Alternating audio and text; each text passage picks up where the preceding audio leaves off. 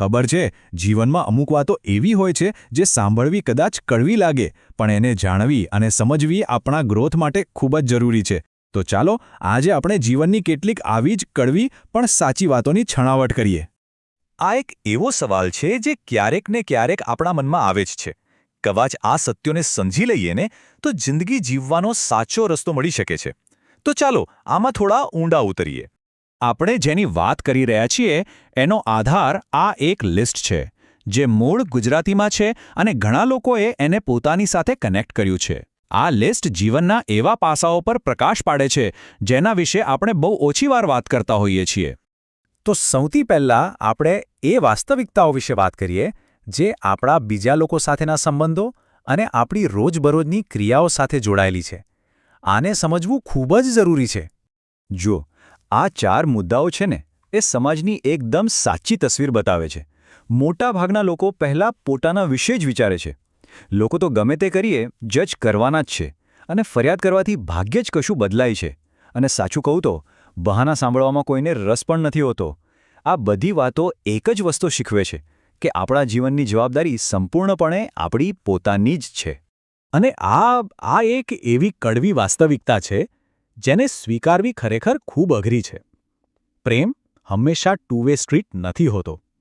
આ સત્યને સમજવું શરૂઆતમાં દુઃખ પહોંચાડી શકે છે, પણ એ આપણને ભવિષ્યમાં થતી ઘણી બધી ભાવનાત્મક પીડામાંથી બચાવી શકે છે.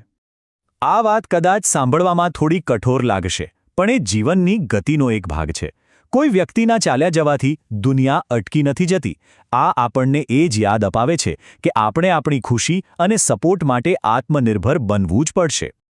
તો જો બહારની દુનિયા આટલી જટિલ અને ઘણીવાર ઉદાસીન હોય તો આપણો જવાબ શું હોવો જોઈએ? જવાબ આપણી અંદર જ છે. ચાલો હવે એ જોઈએ કે આ બધી બહારની વાસ્તવિકતાઓ વચ્ચે આપણે આપણી આંતરિક શક્તિ અને જવાબદારી પર કેવી રીતે ફોકસ કરી શકીએ. આ વાક્ય છે ને એને બરાબર મગજમાં ઉતારી લેવા જેવું છે. જીવનની લડાઈ જાતે જ લડવાની હોય છે. કોઈ સુપરહીરો આવીને બધું ઠીક કરી દેશે એવી આશા રાખવી એ માત્ર એક ભ્રમણા છે. જવાબદારી આપણી પોતાની જ છે. અને જ્યારે બધું જ જાતે જ કરવાનું હોય ત્યારે સૌથી અગત્યની વસ્તુ કઈ છે? આપણું સ્વાસ્થ્ય. જો આપણું શરીર અને મન સ્વસ્થ હશે તો જ આપણે જીવનના કોઈ પણ પડકારનો સામનો કરી શકીશું. આ જ આપણી સૌથી મોટી મૂડી છે. તો આ આત્મનિર્ભરતા કેવી રીતે કેળવવી? આ યાદી એના માટે અમુક સિદ્ધાંતો આપે છે. પહેલું, ઓછું બોલો અને વધુ વિચારો, કારણ કે વિચારોમાં જ ખરી શક્તિ છે. બીજું, એ સ્વીકારો કે પૈસા બધું નથી, પણ એ ઘણી બધી પ્રેક્ટિકલ સમસ્યાઓ દૂર કરી શકે છે, જે આપણને માનસિક શાંતિ આપે છે. અને સૌથી મહત્વનું, યાદ રાખો કે આપણું ભવિષ્ય કોઈના હાથમાં નથી, એ આપણા પોતાના જ હાથમાં છે.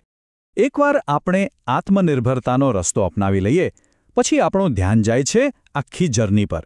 તો ચાલો આપણા અંતિમ વિભાગમાં આપણે જીવનના આ પ્રવાસની પ્રકૃતિ, એના પડકારો અને એની ભ્રમણાઓ પર ધ્યાન આપીએ.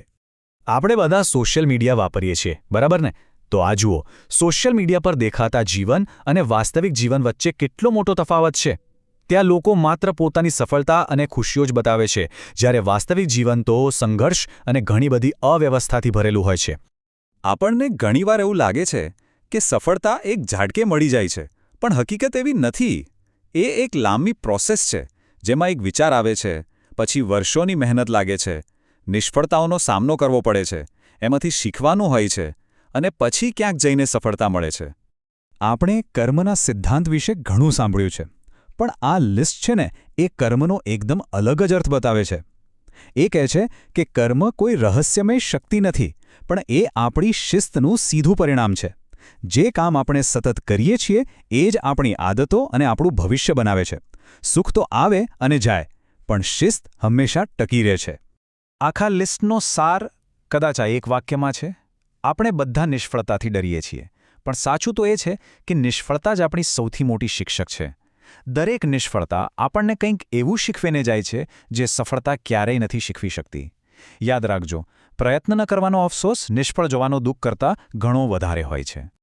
અને બસ આ એક સવાલ છે જેની સાથે આ વાત અહીં પૂરી કરીએ. જો આ બધી કડવી વાસ્તવિકતાઓ ખરેખર આપણા વિકાસ માટેના સાધનો છે, તો પછી આપણે એને સ્વીકારતા કેમ ડરીએ છીએ? આના પર વિચાર જરૂર કરજો.